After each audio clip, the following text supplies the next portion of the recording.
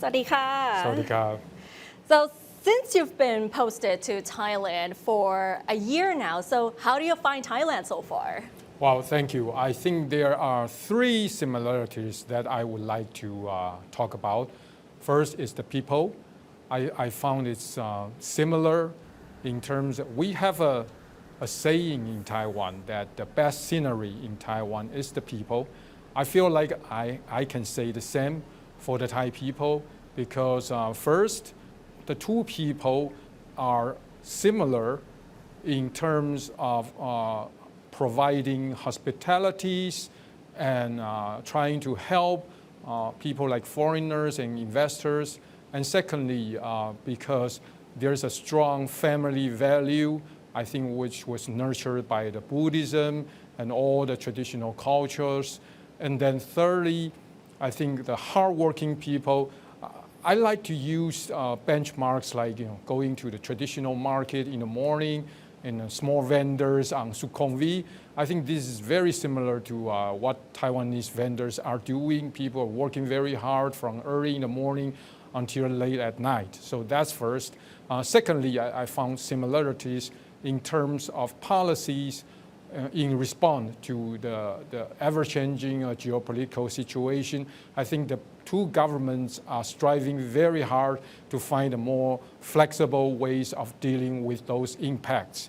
And thirdly, and is the most important, is the food. Both people love good food, good drinks. In Thailand, Thai cuisines are the famous. But don't forget, in Taiwan, we have a fusion between the traditional Chinese cuisine, the Western cuisine, and the Japanese cuisine. And not to mention, but I need to mention this at the last. Don't forget that bubble teas are coming from Taiwan. Thai people love bubble tea. That's right. If there's any circumstance that we want to call ourselves kingdom, we want to call ourselves the kingdom of the bubble teas. Well, there are a lot of things that both Thailand and Taiwan have in common, whether it's the people, the policies, and the food here. So from your perspective, how will Taiwan actually strengthen its cultural exchange with Thailand in the future? Well, let me try to first draw the conclusion. I think in terms of the cultures, it's a two-way learning curve. So what we need to do is to encourage the exchange of people and experience using the existing platform, which people usually don't understand and don't even know the existence of that.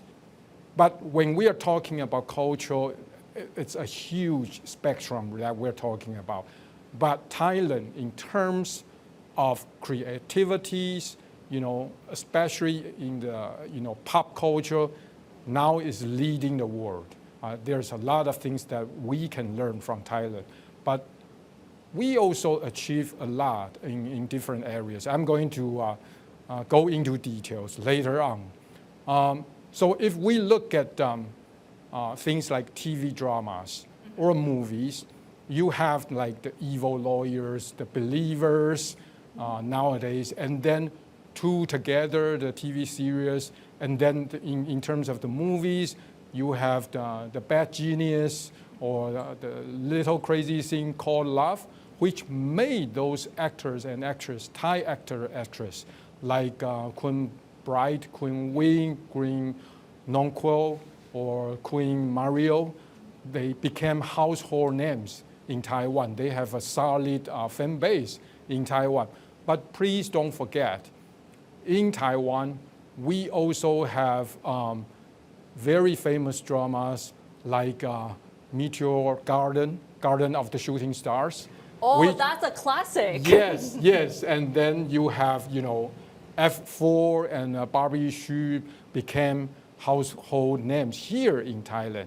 And also when it comes to movies, we have world-class directors like An Lee, which directed Crouching Tiger, Hidden Dragon, or The Journey of the Pie. We have achieved a lot, but unfortunately, I think we are trying to find new directions or exploring like the niche markets right now. Now, when it comes to music, of course, you have the world-class superstar in Lisa of the Blackpink, and now the emerging rock star in Nene Royal, Yep. which has just become a sensation, right? But we also have Jay Chou, Zhou Jielun, we have Jolene Tsai Yilin, and then we have Mayday, the rock star group. And so they all performed in Bangkok. I believe they have also a great fan base here. And please don't forget the biggest name from Taiwan, Teresa Deng Lizhi. Yeah. Until today, everybody in Thailand knows how to sing 甜蜜蜜, right? So Yes. these are just few examples to show that we both sides are still trying to come up with new ideas. You know, there are new partners that can be found. I would even expand the scope of culture into sports, right? Now you have the world #1 female golfer in Gino, and you used to have Aria. But we also had our world #1 female golfer in Yani Zheng, who actually won her championship here in Thailand. And then you have in badminton, you used to have the world #1 Ratchanok, right? And her rivalry with our world #1 Dai Ziyin is always a very beautiful story of friendship and rivalry. So there are a lot of things that we can learn from each other. And people don't understand that Taiwan have like international book exhibitions, international art festivals that, you know, we always welcome our Thai friends to go over there and participate. Since you've been here for like 1 year already, so I'm pretty sure that you have tasted bubble teas in Thailand. So have you managed to detect these similarities or differences between Taiwanese bubble tea and Thai bubble tea? Well, I have to say this, a lot of Thai friends do not know that a lot of famous brands here are actually from Taiwan. For example, Chat Time, Koi De, and etc. Right? So most of the time when you're tasting bubble teas, you're actually tasting bubble teas from Taiwan. Right. And secondly, I think the huge difference between the two bubble teas, I would say, is the level of the sweetness. Right, because many Thais love to drink very sweet bubble teas. That's right. Yeah. But in Taiwan, out of the health concern, when you walk into a bubble tea shop, you need to pick up the level of sweetness every time you order a cup of bubble tea. So it's quite a different culture, but you know, our love towards bubble teas will still remain the same. So drinking bubble tea here is not really different from Taiwan from your perspective, right? So No. you didn't feel like you're away from home at all. Yes. That's another thing that makes me feel like home. Exactly. So now let's talk about economic cooperation. Right. So for many years already, Taiwan has invested in hundreds of projects here in Thailand, especially with electronics and advanced technology. So from your perspective, what makes Thailand an attractive destination for investment in these sectors? Well, I think usually people tend to attribute the increased FDI in Thailand to the following factors. Of course, the excellent geographic locations, the very aggressive and friendly policies towards foreign companies, exports, imports, and even migrant workers. But for Taiwan, our perception will be a little bit unique. First of all, because our investors serve global customers, and it's out of their request because in response to the geopolitical situation, they wanted us to diversify the manufacturing basis. So that's first. Secondly, we've already have existing strong economic relationship between Taiwan and Thailand. We are the fourth trade partner of Thailand. We are the sixth largest FDI source of Thailand, according to the most updated statistics. That's the fact. And we have over 6 decades accumulated over the 200,000 Taiwanese people living and working here in Thailand. These are all perfect foundations for our next cooperation and for attracting more Taiwanese investments to come into Thailand. Of course, I noticed the recent policies rolled out by the current Anutin government, including the Fast Pass. I think these all, and identifying very important sectors that we need to continue to work on, which is in line also with our policy. So I think all that have provided a very solid foundation for Thailand and Taiwan to work together. Right, and right now Thailand is actually aiming to become Southeast Asia's semiconductor hub and aims to develop its own chip production by 2050. And since Taiwan is actually leading in semiconductor production, what would be your advice to Thailand, and how promising is this vision from your perspective? Well, thank you. I think we have produced a perfect documentary movie called The Chip Odyssey, and our office had the privilege to show them 4 times early this year to our Thai friends. And if you had the opportunity to watch that documentary, you'll come away with few lessons. First, it's an effort when it comes to building up the semiconductor industry. It's an effort over the 50 years, so, and across different generations. And government, private sectors, even research institute, all put their effort and investment into that industry when nobody recognized the importance and the future of the semiconductors. We've already been doing that. So it's over the years, cross-sector efforts.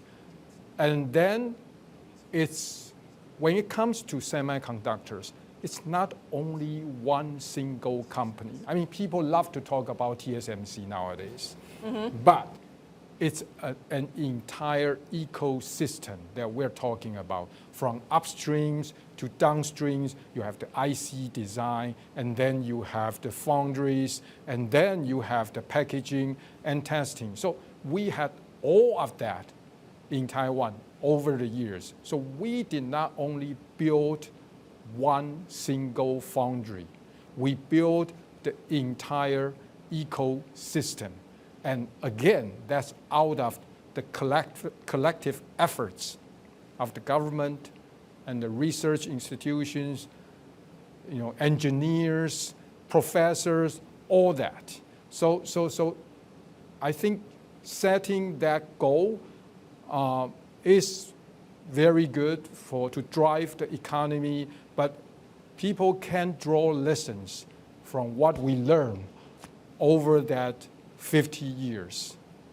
From our perspective, setting up a policy goal like that, I think the next important step is how do you position yourself in that supply chain or in that ecosystem. Nobody's going to be good at everything because it's so difficult to achieve. I think this is the lessons that we can draw from our past experience. And we are here willing to share that experience with our Thai friends. And we also noticed that one of the most important factors is the talents to go with that industry. So both Thailand and Taiwan have a very strong collaboration in several areas, especially in culture and economic cooperation. So are there any other areas that you want to deepen the collaboration with Thailand apart from these two areas? Well, I think when it comes to potential of cooperation, we just talk about the potentials in cultural exchange and cooperation, so I'm not going to mention that anymore. I think the second one would be in tourism. Of course, tourism, Thailand is very good, world-class tourism industry.